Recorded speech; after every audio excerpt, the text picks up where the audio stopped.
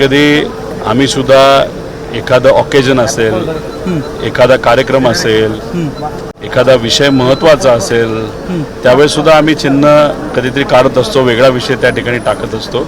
बघूया त्या बाबतीत काय ठरतंय, कसं होतंय, पुढच्या काही दिवसांमध्ये आपल्याला कळू शकतं. चंद्रकांत पाटील म्हणतात की फक्त त्यांची अधिकृत घोषणा राहिली ते प्रवेश करणार आहेत. पण कशाला अधिकृत घोषणा तुम्ही ठेवलेली आहे? करायची असेल तर मग तुम्ही का करत नाही असाही प्रश्न येतो. आता शेवटी जोपर्यंत राजे समर्जित भाऊ बोलत नाहीत, सांगत नाहीत, तोपर्यंत आपल्याला काय खरं कळणार नाही.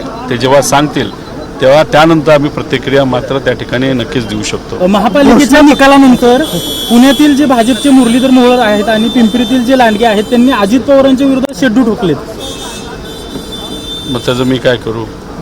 आता शेवटी विजय झाल्यानंतर काही लोक थोडेसे हवेत तिथं जात असतात आणि जेव्हा 92ला सुद्धा अख्ख्या महाराष्ट्रामध्ये एक काँग्रेसची सत्ता स्थानिक स्वराज्य संस्थेमध्ये आली होती आणि 95ला जेव्हा इलेक्शन झाले होते तेव्हा भाजप आणि शिवसेना सत्तेत आली होती. त्यामुळे आज एखादा निकाल लागतो, उद्या वेगळा निकाल लागत असतो. जिथं चढ असतो तिथं उतार असतोच.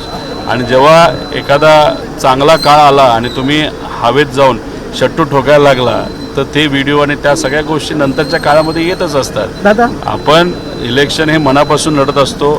हार जीत ही होत असते. जिंकलो तर जमिनीवर राहणं हे महत्त्वाचं असतं, हरलो त्या सगळ्या गोष्टीतून शिकणं पण तितकंच महत्त्वाचं असतं आणि शिकून पुढे येणाऱ्या निवडणुकीमध्ये जे काय बदल करायचे ते करून हे आपल्याला लढावं लागतं. समर्जितांच्या जवळपास जो प्रवेश आहे तो निश्चित झाला. बोलले माझ्याकडे राहिले ना, माझ्याकडे होता तुम्ही नाही, आताच टाकलं. बघा, निश्चित झालाय नाही झाला हे आपल्याला सांगता येणार नाही. न बीजेपीकडनं डायरेक्ट सांगण्यात आलेलं आहे, अप्रत्यक्षपणे ते बोलले. राजे समर्जित भाऊ जेव्हा बोलतील त्यानंतरच आपल्याला काय गोष्टी कळतील आणि ते जेव्हा प्रवेश करतील त्यानंतर आम्ही प्रतिक्रिया त्या बाबतीतली देऊ. ओके दादा,